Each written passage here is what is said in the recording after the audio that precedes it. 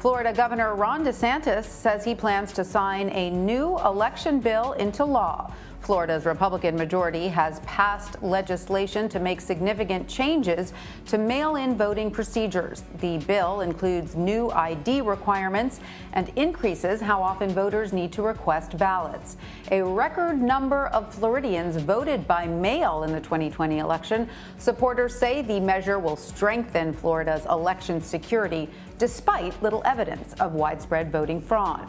Opponents argue the new rules make it more difficult for elderly and minority communities to vote. CBS News political reporter Adam Brewster joins me now with more on this. Hi, Adam. Great to see you. So what exactly is in this bill, and how will voting in Florida change under it?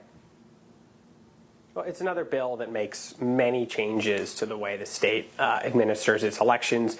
You mentioned some of the ID requirements now in place for requesting, or if the governor signs it, which he's expected to, in terms of requesting absentee ballots, needing to provide a driver's license number or state ID number or last four digits of a social security number. That's similar to a provision we saw in Georgia when it came to absentee ballot requests. You mentioned the frequency in which you need to request ballots more often. Instead of having it for one or two election cycles, you'll now need to do it every general election cycle, so every 2 years instead of every 4, effectively. Drop boxes were one of the big targets. Those are something that were used widely across Florida.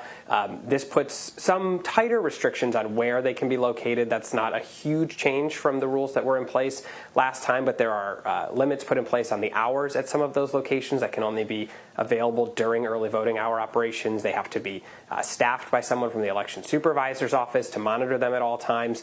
And there are significant fines, $25,000 fines against supervisors who don't follow those drop box rules. So that is a big thing that will be on their mind as they put those drop boxes in place, if they decide to do so, knowing that if they are not fully following the rules, they could face a heavy fine. There's also bans on funds from private groups to fund elections. That's something we've seen Republicans try to target all over the country in the wake of the 2020 election. And it's worth mentioning, though, that this bill does not include some of the more controversial provisions that were in initial iterations of the bill that would have banned absentee ballot drop boxes, that would have required voters to show IDs when they were returning their absentee ballots at a drop box, or putting stricter rules on the signatures that could be used to verify a voter's signature in terms of what the signature on the ballot could be compared to. Those are not things that made it across the finish line as this went through the legislative process.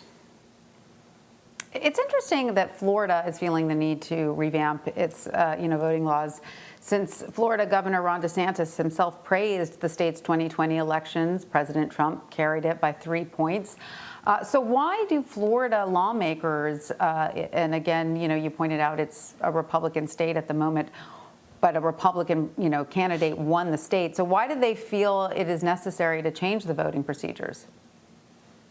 Well, they say it's about election security, and Governor DeSantis said on Fox News shortly after the bill was passed, saying, Florida leads the nation. This will make our elections better, but we have to stay ahead of the curve, essentially saying there's always room to make improvements. And you heard that, too, from lawmakers during debates, who also noted that, hey, there are more ways to vote in Florida than voting by mail. We offer plenty of early in-person voting. Of course, there's also election day voting, saying that these hurdles aren't necessarily, huge differences. And, when Governor DeSantis highlights some of the restrictions, or some of the changes, I should say, that are put in place that he thinks will increase security, one of the things that he mentions is who can return someone else's absentee ballot, a practice that Republicans refer to as ballot harvesting, and putting limits on that. But, I want to go back to a poll that came out just last week that showed still 70% of Republicans don't believe that President Biden received enough votes to win the elections. And that's what has been behind so many of these bills when they've talked about shoring up voter confidence. We heard the former president today in a statement again repeat the false claims that he won the election. He did it on Fox News last week. It's a topic that he continues to bring up. And so that has been part of what Republicans have talked about, is this lost confidence that some voters have, and what that stems from. And of course, the new election bill passed along party lines with the state GOP in control. Only one Republican lawmaker did vote no. How are Florida Democrats and, other opponents responding to this bill's passage?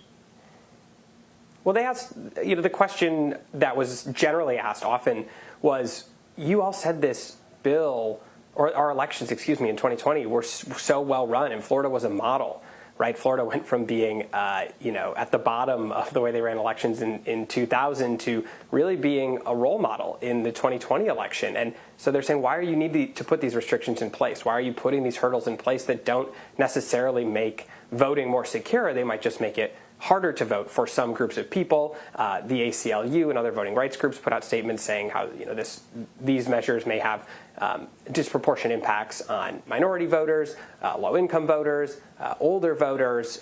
They might be the ones who bear the brunt of this. And some Democrats did point out that these changes came after an election in Florida. Mail voting is not a new practice there, but where Florida Democrats, registered Democrats, returned about 680,000 more mail ballots than Republicans did.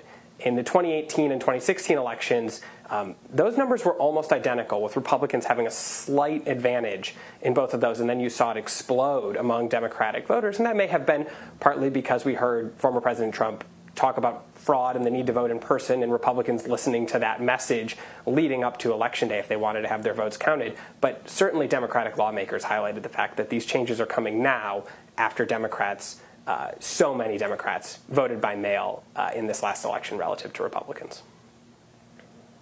All right, well, Adam Brewster, thank you so much. We appreciate your reporting. Thanks.